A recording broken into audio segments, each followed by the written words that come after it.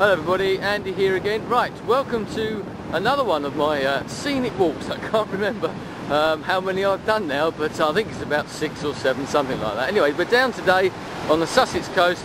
This is the Seven Sisters. My very first scenic walk was actually over these chalk cliffs here down on the south coast. And but all I did then was take photographs, and a couple of people said, oh, wouldn't it be great if you could take the video camera? Well, here I am today, hoping to walk over all these cliffs that are in front of you, the Seven Sisters, as I said. It is a bit breezy, so I'm hoping you'll be able to hear me.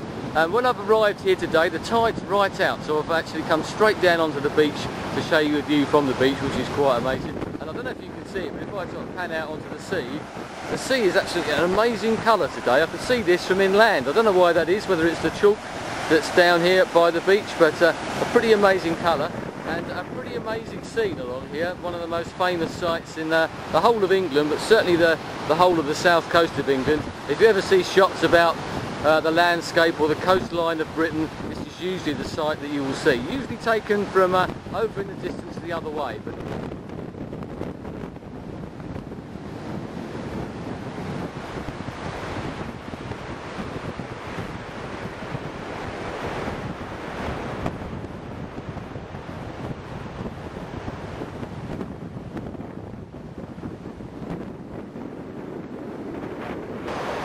well, the walk itself starts at a place called Birling Gap. If you watched my scenic walk where I went to the beachy head, which is just on the coast about 4 or 5 miles away, you would have hopefully have noticed that I was talking about the gaps that we have here. Well, I was at Cow Gap on that particular walk, and this is Birling Gap. As I said, as you can see, with all the chalk cliffs, there aren't many places you can actually get down and access the beach itself. Well, this is one of them, but as you can see from here, if I pan in, that's the steps that you have to use to get down onto the beach. And if I come along here, you might be able to see these houses. Well, years ago, and actually if you look there, you can see how they managed to launch their little boats, their fishing boats, down a little chute there. But years ago there were a lot more houses here, but because of the erosion, as you might be able to see, this particular part isn't really chalk, it's a bit more clay, sandy. And there's a little hotel along here as well, and that's gradually falling into the sea. And there's several of the houses up here have actually fallen into the sea over the years. You look at old photographs and it's quite amazing. Every time they have a storm, they have to sort of put these steps back together again. These are the actual cottages here. As you can see, there aren't that many.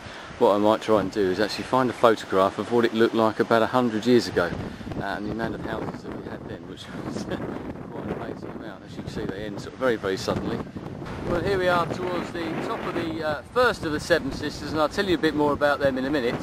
The reason I come here today, I was intending to maybe go inland a bit, but we've had quite a lot of rain here, some quite violent storms and that, so I thought I wouldn't go inland because it'd be a bit muddy. One good thing about chalk is very permeable, and the water just soaks straight down into it, so it's a bit drier than normal.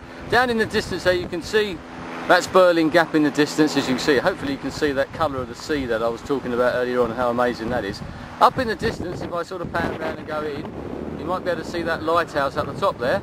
That particular lighthouse is called the Lighthouse. It's quite a famous lighthouse, especially in this part of the world. It's featured in several TV programmes, films and that sort of thing as well. It was originally built, or the first lighthouse there was built, I think it was in 1832, by a man called Mad Jack Fuller, who I may actually talk about in another one of these scenic walks, who lived in this area.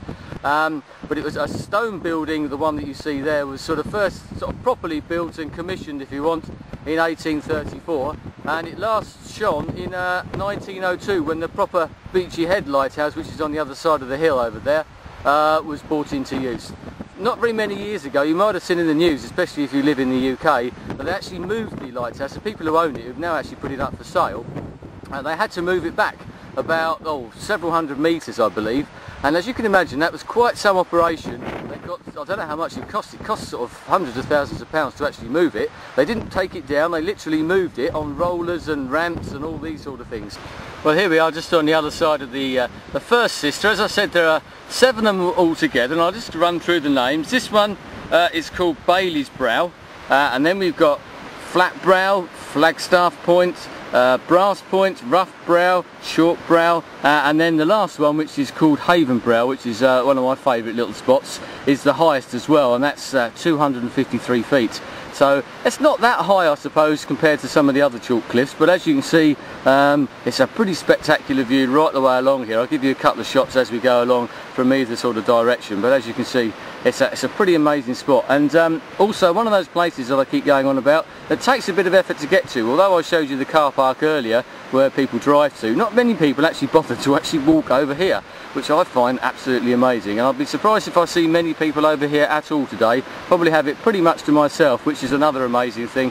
It's such a beautiful place, and people can't be bothered to just walk that little bit away. They go to the car park, get out, go into the hotel and have a cup of coffee and think they've seen the Seven Sisters. I don't know if you can see that in front of me. I was speaking about the coastal erosion, and this is a very good example of it. If I can sort of come into it a bit, you might be able to see these great gaping gaps down here, and if I show you, that sort of goes right the way down, and one probably in the not too distant future, this whole particular section, as you can see, there's a fair old bit there, is going to fall off. There are other bits, you might see bits of chalk in the distance there. There's some actually on the beach where it falls off, and they reckon they lose about, on average, about a metre of cliff face every single year.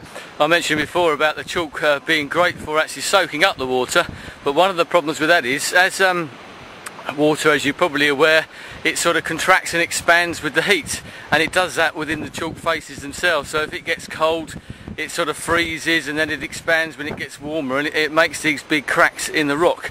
And we've had that with sort of the increased rainfall that we get possibly in the winter. Then we'll get a cold spell as well, and before you know it, you get these big cracks that appear. And we did have a major rockfall, or chalkfall should I say, at Beachy Head about 5 or 6 years ago now, which was quite a major event. Of course, one of the great things about coming to a place like this is sort of relative peace and quiet. You can't really hear anything at all, apart you might be able to hear the sea. If I just stop, you might be able to hear the sea, the wind blowing around as well.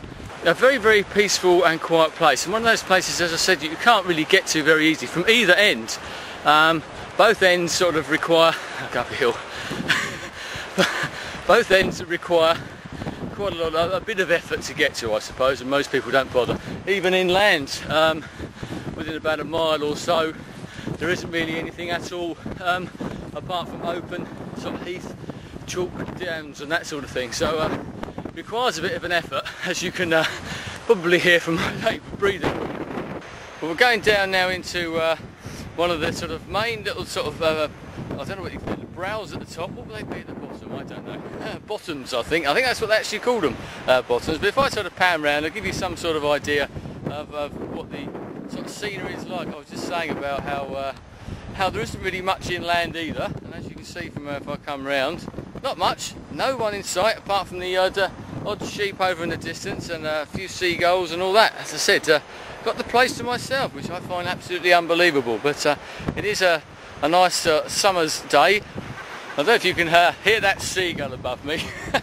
What it's doing, it's obviously got a nest around here somewhere, so it's sort of dive bombing me as it's a sort of a warning that not to go too close to its nest. Now the nest is probably in the cliff behind me. Now I'm not quite that stupid to try and nick its eggs or something like that, but this is one of the sort of perils that you get of living close to the sea. Luckily they don't usually come too close.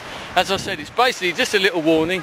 Maybe it's because I've got a white t-shirt on or something that they think I'm another seagull.